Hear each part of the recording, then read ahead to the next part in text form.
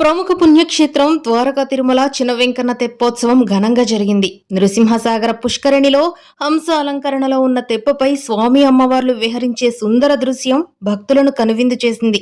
ప్రతి ఏటా క్షీరాబ్ది ద్వాదశి రోజున చిన్న వెంకన్న తెప్పోత్సవాన్ని ఆలయ అర్చకులు, అధికారులు అంగరంగ వైభవంగా నిర్వహిస్తారు. ముందుగా ప్రధాన ఆలయం నుంచి స్వామి అమ్మవార్ల ఉత్సవమూర్తులను తొళక్క వాహనంపై ఉంచి ప్రత్యేక పూలతో అలంకరించారు. అనంతరం మంగళ వాయిద్యాలు, మేళ తాళాలతో ద్వారకా తిరుమల పురవీధుల గుండా భక్తుల కర్పూర నీరాజనాల నడుమ తొళక్క వాహనాన్ని నృసింహసాగర పుష్కరిణికి తీసుకుని వచ్చారు. అక్కడ హంస వాహనంలో ప్రత్యేకంగా విద్యుత్ దీపాలతో అలంకరించిన తెప్పపై స్వామి అమ్మవార్ల ఉత్సవ మూర్తుల నుంచి హారతులు పట్టి ప్రత్యేక పూజలు నిర్వహించారు. అనంతరం నృసింహసాగర పుష్కరిణిలో ఇరు దేవేరులతో స్వామివారిని విహరింపచేసి పుష్కరిణి మధ్యలో ఉన్న మండపానికి తీసుకువెళ్లారు.